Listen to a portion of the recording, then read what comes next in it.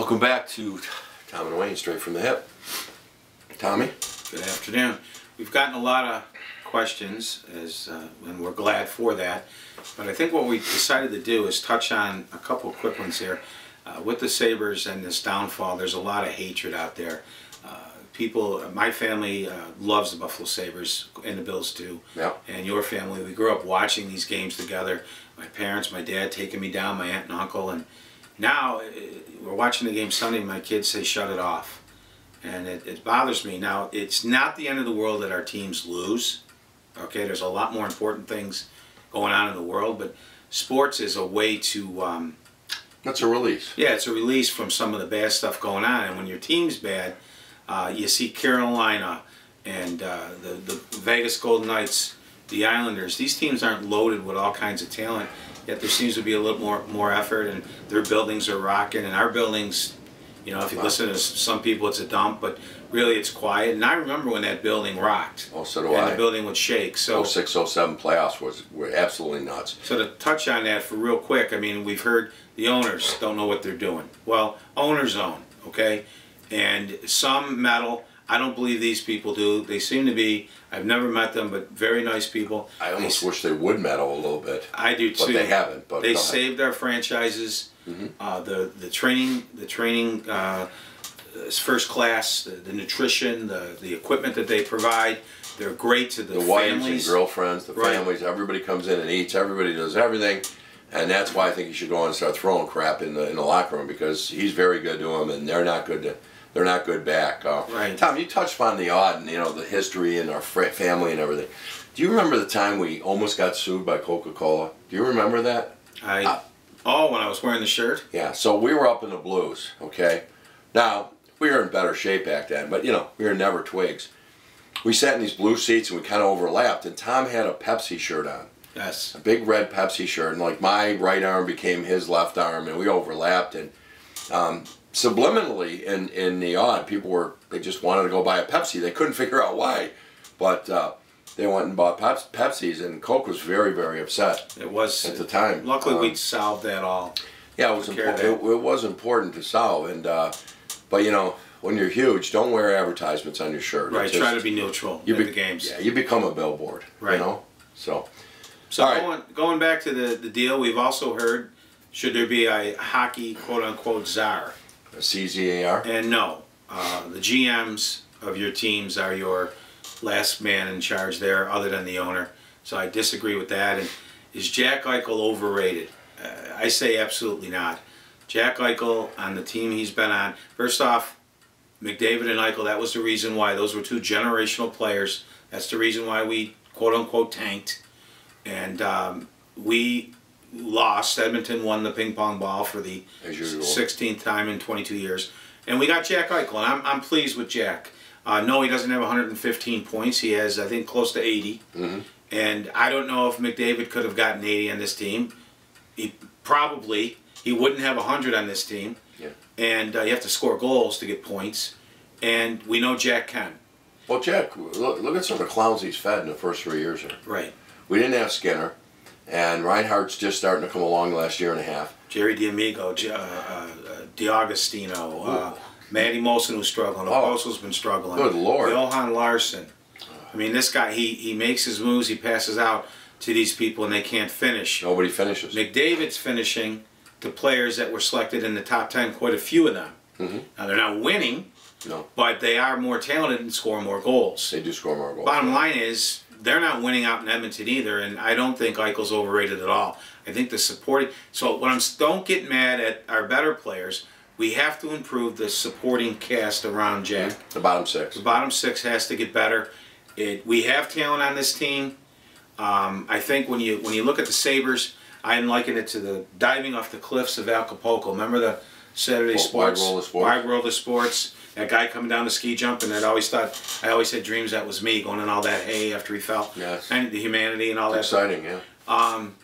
The divers, they would dive off the cliffs, and then the girls in the hula suits would show scores. You always threw out the high, threw out the low. You remember that? Okay, another analogy that I guess I get. Right. And what I'm saying with the Sabres is you throw out the high and throw out the low. They're somewhere in between. They're in the middle. They're not maybe have, they're not the worst team in the league. They're not the best. That's what's trying to stumble out of here. We have to improve the bottom part of this team. That's Jason Botterill's job. He's going to have to, and I hope he becomes a little more proactive and not reactive with that.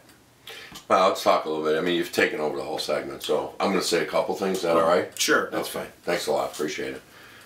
Couldn't get a word in edgewise. Said he had a cold earlier and he couldn't talk, but whatever. Go ahead. That's all right. I'm a little scratchy, but, I can talk about this. First of all, Jack Eichel, overrated.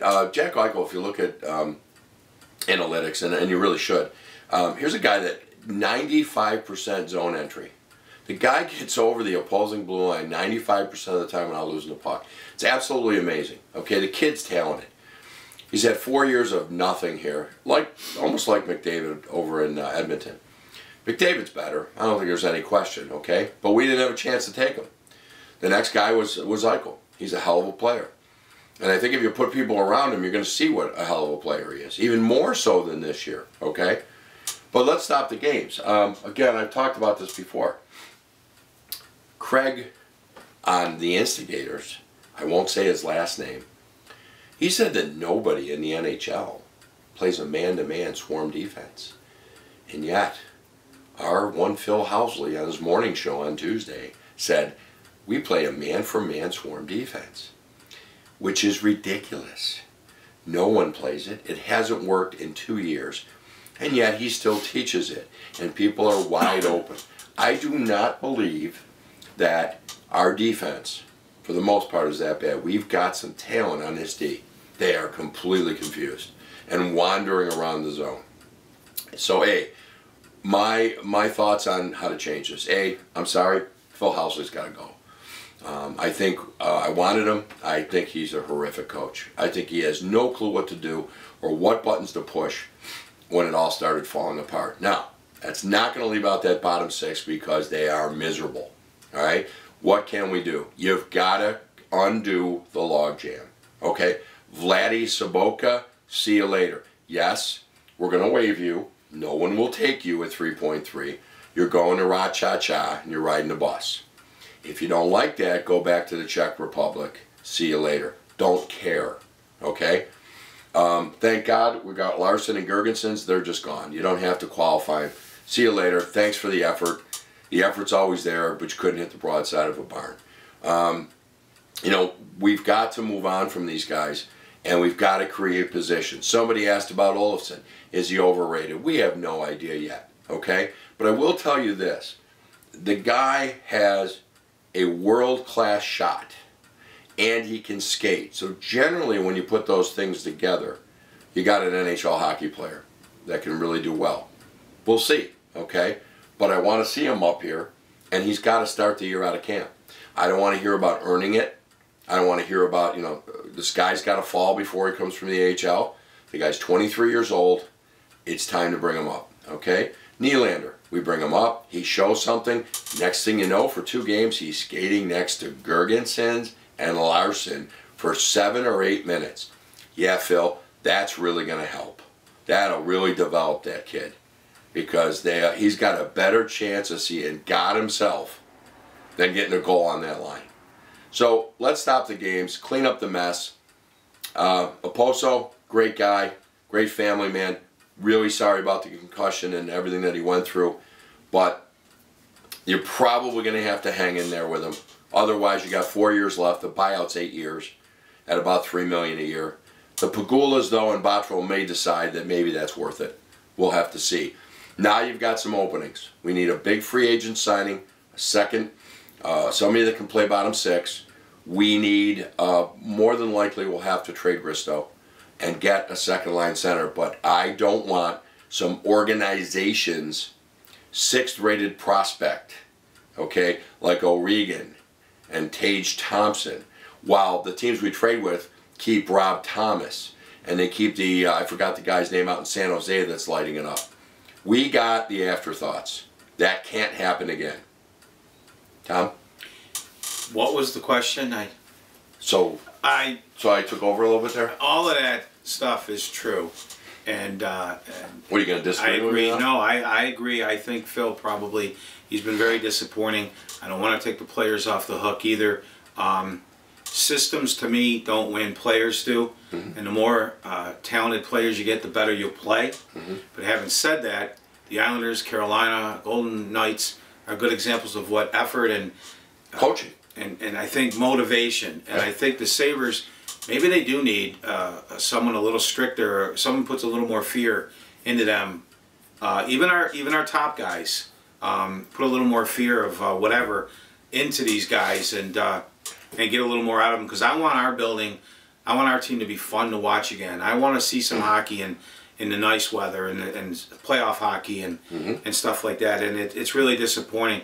And my kids, they shut the game off Sunday to watch some show where I guess we lost World War II. A what if? What if we lost World War II? A what if? And I mean, come on, this is what losing's doing to people here. And I want to get back to having fun, wanting our team to win and not draft not looking lotteries. for the draft lottery. Yeah. And when you look back to the tank years with Ted Nolan, he was motivating these guys to win games we didn't want to win. We almost lost Eichel. And for some reason, Phil doesn't have these guys. They're not quitting, but we don't get that extra oomph. And I'm not taking those players off the hook. You mentioned guys that I'd like to see replaced. Botterill's got a big job in the offseason. Huge job. Huge job.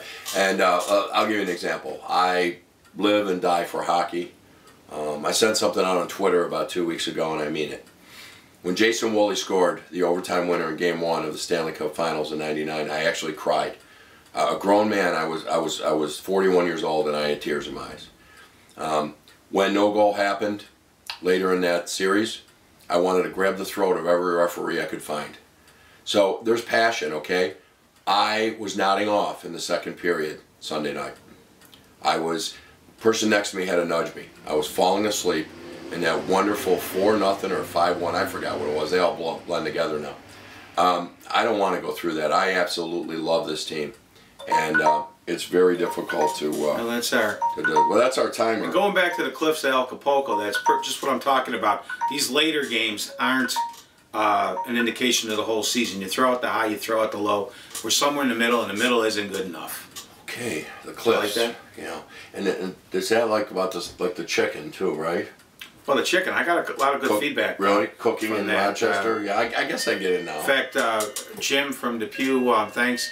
A Foreman Grill, I guess you can, you get the George Foreman Grill, you're not going to probably burn your chicken. So that's good. That's... Well, listen, the fans are, I'm getting a lot of confusing signals from fans about what you're talking about. But we'll get through it. And like you said, I'll learn from you. Yeah, I'm here to help out. You know what I'm saying? I appreciate it. All right, well, Tommy, as usual, good times. Thank you. You too. And we'll talk soon. Bye, everybody.